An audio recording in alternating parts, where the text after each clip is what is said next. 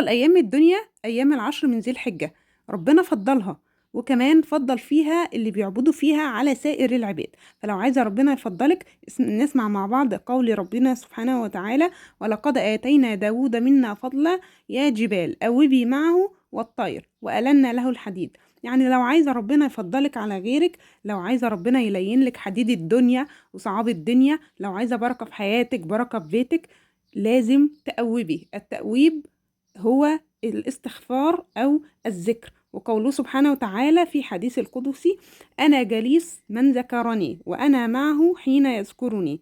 وعايزة تحققي كل أحلامك عليكي بالذكر، فإنه يجلب سعادة وانشراح في الصدر. السلام عليكم ورحمة الله وبركاته. اللهم صل وسلم وزد وبارك على سيدنا محمد وعلى آله وصحبه أجمعين.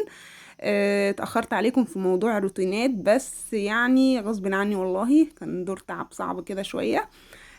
نسأل الله العفو والعافية في الدنيا وفي الآخرة. هنبدأ مع بعض ايه يا بنات؟ قلت لكم هنبدأ حاجة حاجة. هنعمل الحاجة اللي هي اتبهدلت، انما الحاجة اللي احنا عملناها في العيد الصغير وكانت زي الفل هنسيبها زي ما هي.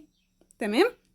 انا عندي الجزء ده في المطبخ يا بنات، اسمه جزء الكراكيب. هو الشباك ده على السلم وعلى المنور في نفس الوقت، فمش عارفه اقول لكم الشباك مطرب، والحاجه اللي فيه مطربه، اللي في ايده اي حاجه مش عارف يحطها فين فبيقوم حاططها هنا. كل ده تراب طبعا وبهدله. هنبتدي كده بسم الله. هفرغ كل الكلام ده. طبعا ما صورتش كل حاجه يا بنات، علشان برضو الفيديو ما يطولش عليكم وعشان انجز في الوقت. فضيت المكان ده بالكامل، طلعت كل حاجة، حتى الخشب اللي انتوا شفتوه متعلق ومتعلق عليه حاجات ده المنظفات ده انا طلعته وغسلته ومسحته وسبته ايه ينشف شوية.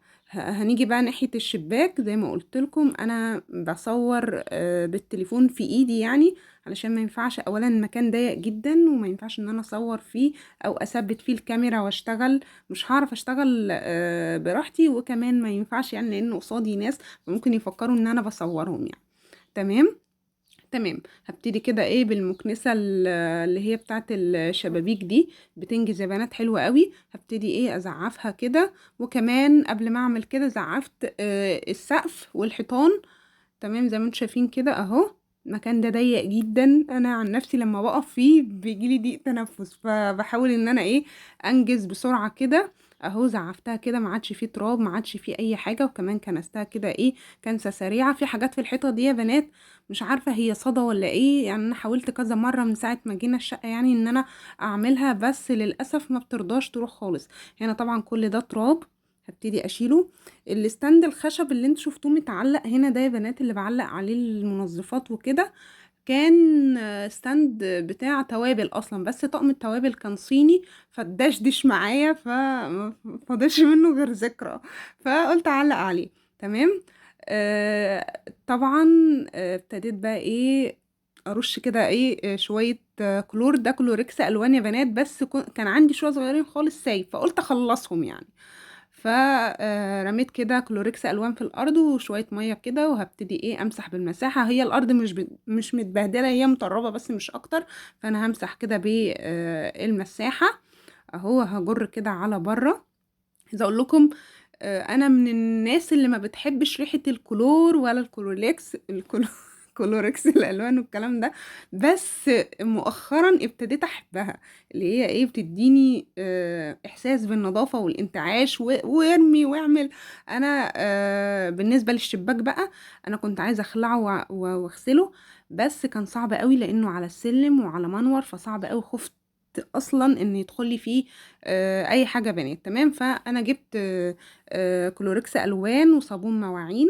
تمام. وابتديت بقى بقماشه او سلك، يعني قماشه كده، لبستها في ايدي وابتديت بقى ايه فتحت الشباك وغسلته برضو، علشان برضو مش هقدر اكب ميه علشان الناس اللي تحت مني ما يتأذوش برضو. تمام. وعلشان المنور ما يتبهدلش، فبقيت بقى ايه بالقماشة كده وانضف واعمل، وبعد كده ايه هو كده كده الشمس ضاربة فيه فهينضف. ابتديت يا بنات زي ما انتوا شفتوا كده، رصيت الدنيا. الحاجة اللي انا مش محتاجاها رميتها. تمام. حاجة مكسرة، حاجة مركونة، حاجة كده. ده يا بنات الدولاب بتاعت المطبخ الألموتال بتاعي، طبعا عايزة اعمل له صيانة كاملة. فان شاء الله كده ايه عن قريب نعمله، لاني اصلا مش فاضياله او مش فايقاله يعني. تمام. فهنا بقى ظبطت الدنيا زي ما انتم شايفين. هنا يا بنات حاطه بقى ايه، هنا اللهم صل على سيدنا محمد. الجزء اللي فوق ده الجيركن الكبير ده انا بجيب فيه صابون سايل سايب. تمام. والاكياس دي بيكون فيها ايه، عارفين الصابون اللي هو البلدي اللي احنا بنجيبه كنا بنغسل بيه زمان عندي. وكمان كان عندي احبال غسيل. وكمان الجزء التاني اللي تحت ده موجود فيه ايه، موجود فيه اللي هي المنظفات بتاعتي. وكمان الديتول والكلور والحاجات دي. هنا بقى كان عندي شوية منظفات او ما قلت لكم كنت حاطه فيها خلطة من الخلطات اللي انا بعملها يعني. وكمان العلب بتاعت اللهلوبة دي يا بنات ما فيهاش لهلوبة خالص يعني. انا لما العلب بتفضى ببتدي احط فيها ايه، احط فيها اللهم صل على سيدنا محمد اللي هو البيكنج صودا او الملح الليمون او الكلام ده، عشان الحاجة دي تبقى بعيد. ما بحطش حاجة تحت الحوض خالص، عشان الحاجة دي تبقى بعيد عن ايد الولاد وكده. تمام. وزي ما انتوا شفتوا كده خليتها زي الفل. انا بقى يا بنات السجاد انا كنت غسلاه كله انا وزوجي يعني في العيد الصغير. تمام. فدول اللي اتبهدلوا معايا يعني، السجاد بتاع اوضه الولاد هو اللي اتبهدل معايا، انما السجاد بره زي الفل ونضيف ما فيهوش اي حاجه. ممكن بقى على العيد او قبل العيد بكام يوم كده هبقى اطلعه احطه في البلكونه، اللي هو ايه انضفه تنظيف جاف يعني. ايه شويه مسحوق اللي هو الجل اللي هو الاوتوماتيك علشان برضو ما يرجيش معايا.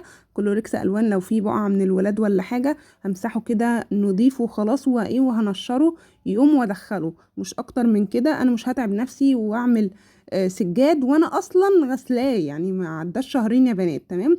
هو اوضه الولاد بس اللي كانت متبهدله السجاد بتاعها، وكمان الحافظه بتاعتها يعني مش متبهدله قوي. انا عايزه تتنقع شويه كده، وهبتدي انقعها في شويه ميه تنزل اي تراب فيها، وبعد كده هبقى اشطفها كده ايه مع نفسي. بصوا بقى يا بنات الجردل اللي انا حاطه فيه ميه ده، حاطه فيه ميه وحاطه فيه مسحوق عادي خالص. كنت حاطه فيه باهي. تمام. عايزه اقول لكم بيعمل ريحه حلوه قوي للسجاد. وكمان حطيت كلوريكس الوان، وحطيت منظف اللي هو بتاع السجاد ده بيدي ريحه بس مش اكتر. ماشي. وابتديت اكب كده واغسل واحده واحده. بصوا بقى الحركه دي بقى اللي هي الفرشه. ركبت لها ايد الفرشه دي عندي وانا بعمل لها بايدي يعني. بس يعني انا ايه ظهري وجعني فمش قادره اوطي بقى واعمل، فقلت ايه اجربها. صراحه يا بنات حلوه قوي. وكمان الفكره ان انت تربطي اكياس حوالينها شفتها على الفيس، بس ما كنتش متاكده منها، فقلت يا بنت ايه جربي انت كده كده ايه يعني مش هتعملي كتير. صراحه يا بنات حلوه قوي يعني. ربنا يبارك لها صاحبه الفكره. كانت حلوه قوي وما تعبتش فيها يعني. ما تعبتش في السجاد. كان هين عليا اجيب السجاد اللي بره واعمله، بس هو نضيف يعني مش ههد نفسي وهد صحتي. احنا مش بنلاقي صحتنا في الشارع يا جماعه، وبنرجع نندم بعد ده كله، ظهري ورجلي ومش عارفه ايه وكده. تمام. بعد ما غسلت السجاد غسله كده محترمه، انا غسله في المطبخ يا بنات علشان الحمام عندي ضيق، فما بعرفش افرد كده واعمل وانضفه. تمام. الا بقى لو كانت مشايات صغيره او كده بقوم فرداها وعاملاها نص ونص كده. تمام. هبتدي اجيب الميه كده وهكب عليها وبالمساحه كده ايه واعمل. تمام. بعد كده يا بنات قمت لما بقيت السجاد ده وشطفاه كمان شطفه. بتجيبي الدش بتاع الحمام وتنزلي بقى من جوه كده. اهم حاجه ما تسيبيش فيه اي منظفات عليه علشان بيجير وبيبقع السجاد. تمام. بعد ما غسلتها وشطفتها لفتها كده برمتها وسبتها تصفي على البانيو. دلوقتي هي بنات ابتدت خلاص تصفي وابتدت تنشف زي ما انتم شايفين كده. انا حاسه ان السجاد ناشف. تمام. لازم تصفي في البانيو، وبعد كده هنشره لما يبتدي ان هو خلاص ايه صفى كل ميته مفيهوش اي ميه. وهستنى برضو لحد ما الجارة اللي تحت مني تلم الغسيل بتاعها. وانا كمان قلت ايه هنشر غسيلي على ما دورة الغسيل تخلص. وكمان هبتدي انشر السجاد بتاعي. هي الحمد لله لمت الغسيل وانا نشرت غسيلي، وكمان حطيت السجاد ناشف يا بنات يعني. تاني يوم الصبح الحمد لله لميته وكان ناشف وزي الفل. وكمان الشمس مساعدانا شوية. عايزة اقول لكم كمان ان انا عملت الجزء بتاع المطبخ اللي هو فوق الحوض، وكمان عملت دورة خل وتنظيف عميق قوي للغسالة الاوتوماتيك. طبعا كلنا عاملينها. عايزة اقول لكم كمان ان مش كل حاجة شاركتها. وكمان فاضل معايا دواليب المطبخ فوق وتحت والبوتاجاز واللي هو الحيطة اللي ورا البوتاجاز. بس بالنسبة للبوتاجاز انا عملته معاكم قبل كده، فمش هكررها تاني يعني في العيد الصغير، وهسيب لكم برضو الفيديو بتاعها. طبعا بعد اليوم الطويل ده كله كان في حاجات تانية برضو عملتها في البيت. طبقت دولاب الولاد، وطلعت تحت السرير بتاعهم. وكمان كان عندنا غدا سريع كده، سمك مشوي ورز. ما تنسوش اللايك